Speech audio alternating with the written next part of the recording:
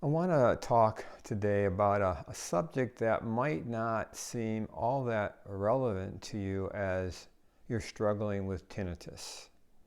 And that subject is gratitude. Um, Gratitude is an intervention of sorts. It's linked to a series of studies related to what's known as positive psychology. And as such, there's been a lot of studies on developing gratitude, the benefits of gratitude. And there's even been one study on specifically tinnitus and gratitude. And I'll read the conclusions of that study and I'll put a link to it in the discussion in the notes for this lecture, video, not a lecture. This study demonstrates that greater levels of dispositional mindfulness, gratitude, and self-compassion in a sample of adults with tinnitus are associated with lower levels of tinnitus distress and psychological distress.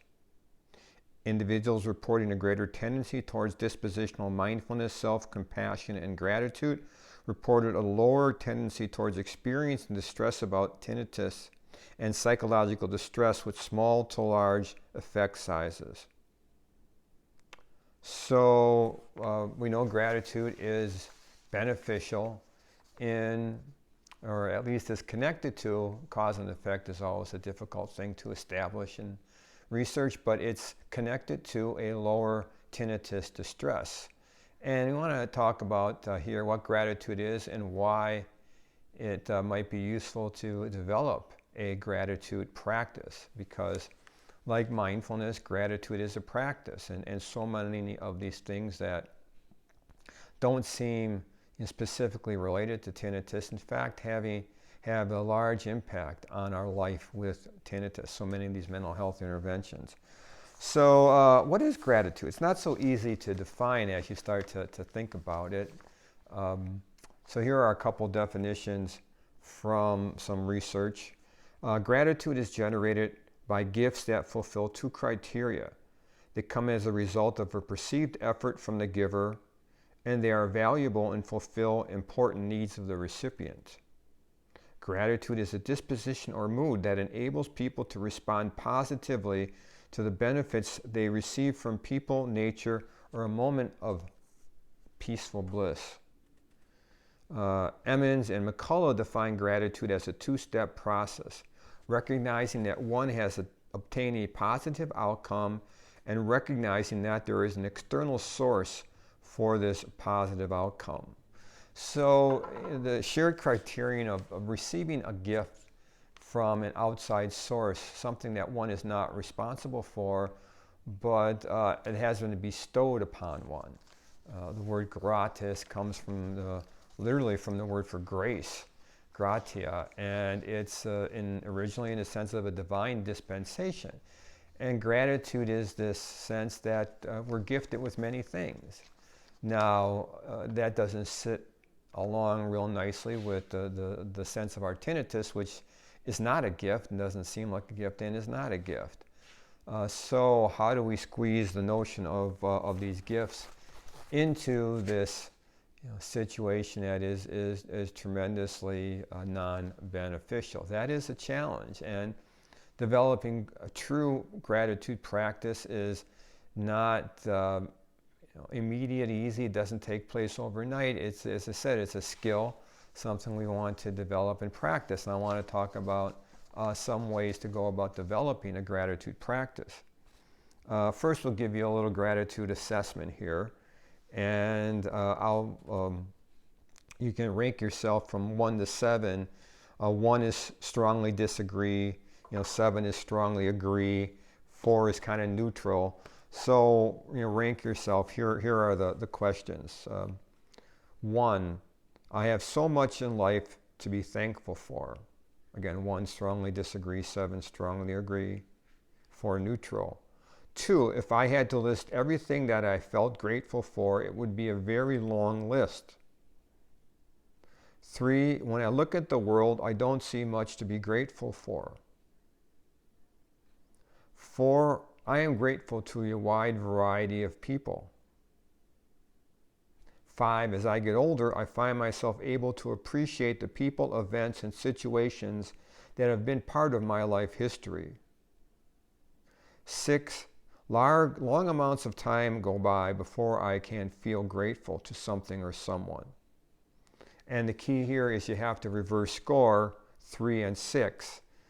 So 1 becomes 7, 2 becomes 6, 3 becomes 5, 4 stays 4, 5 becomes 3, 6 becomes 6, 7 becomes 1. And there's no real scale yet of this, but higher scores are correlated with more gratitude.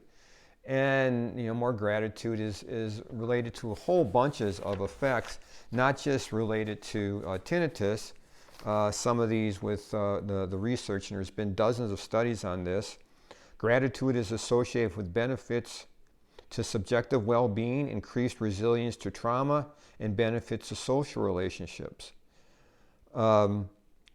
Individuals varying how grateful they tend to be, and those who are more grateful show enhanced psychological well-being. Studies demonstrate that grateful people grow around life with a particular interpretive lens. Seeing help is more costly, valuable, and altruistic. Grateful people are less angry, hostile, depressed, and emotionally vulnerable, and experience positive emotions more frequently. So if those traits sound like worthwhile goals, and gratitude is one practice you want to establish. And the fact that you might not feel particularly grateful at this point in your life doesn't mean that this is not a skill you can develop. And I want to talk about some ways you can develop that skill. I'll give you a couple of practices today to work on. The first and probably the most famous practice is the gratitude journal. And this is in conception pretty simple. Just write down things you're grateful for every day. There's a wonderful a book you can work with this on, the 5-minute gratitude journal. It's called Give Thanks, Practice Positivity, and Find Joy by Sophia Gotkin, which I can recommend. But really, you don't need it, although it's a nice little thing to get yourself started. But you want to do more than just write stuff down, because that can become rote. So here are some instructions, and again, I'll give you a link to this in the show notes. As you write, you record things every day, at least 5 things you feel grateful for. Be as specific as possible. Specificity is the key to fostering gratitude. I'm grateful that my coworkers brought me soup when I was sick Tuesday. It will be more effective than I'm grateful for my coworkers. Number 2, go for depth over breadth. Elaborating in detail about a particular person or thing for which you're grateful carries more benefits than a superficial list of many things. Number 3, get personal. Focusing on people to whom you're grateful has more of an impact than focusing on things for which you are grateful. 4, try subtraction, not just addition. Consider what your life would be like without certain people or things rather than just tallying up all the good stuff. Be grateful for the negative outcomes you have avoided, escaped, or prevented, or turned into something positive. Try not to take the good fortune for granted. 5, see good things as gifts. Really, this is the things that were given to you and you did not deserve in any way. Thinking of them as gifts, precious gifts, guards against taking them for granted. 6, savor surprises. Try to record the events that were unexpected or surprising.